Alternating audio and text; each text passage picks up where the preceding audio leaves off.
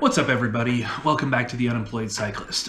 Today is December 31st of 2020, and it's over. We finally made it to the end of this awful, awful year. I wanted to do a quick recap of my year on the bike, how many miles I rode, how much elevation gain I picked up, how my year went around in personal life and in cycling.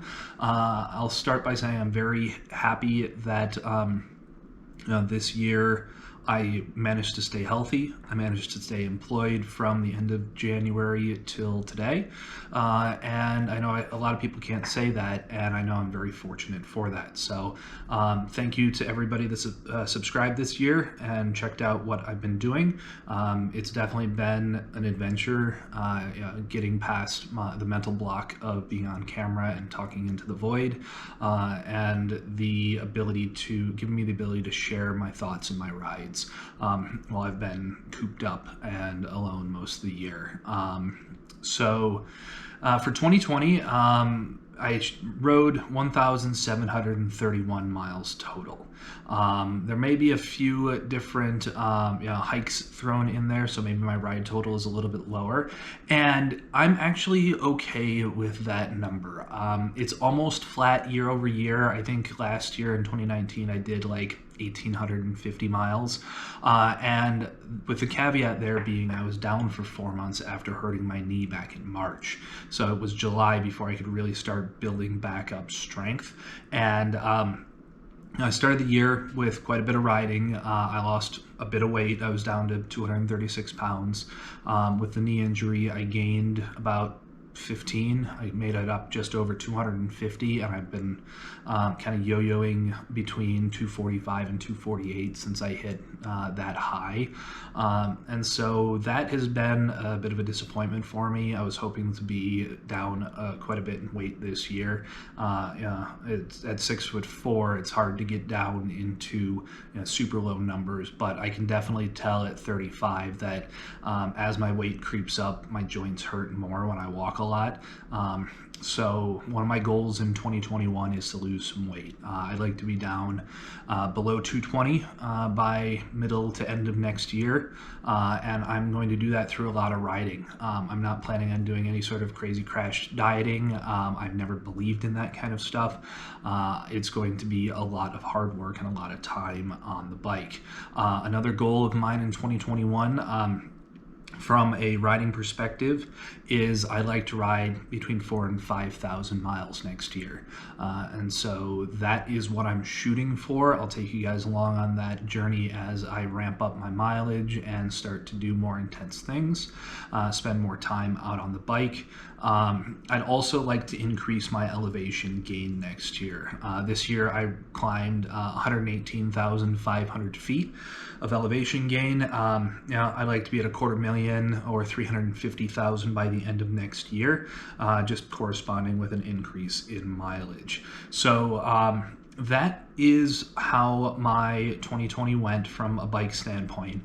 Personal world, like I said, I managed to find a job just before the pandemic exploded back in January.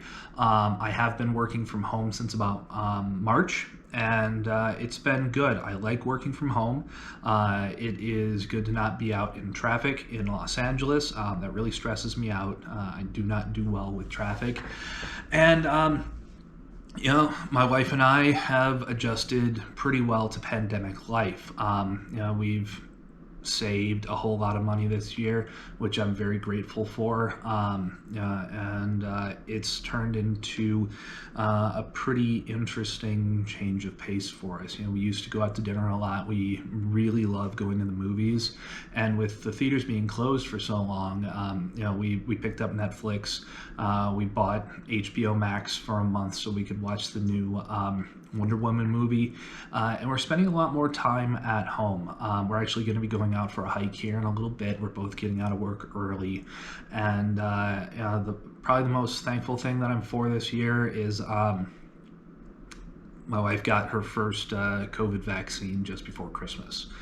She's a nurse, and she has to deal with a lot of shit in her job, and so I'm glad that she got her first dose of the vaccine, and all she had for a side effect is a slightly sore arm when she pushed on it. So that's probably been the best part of the year.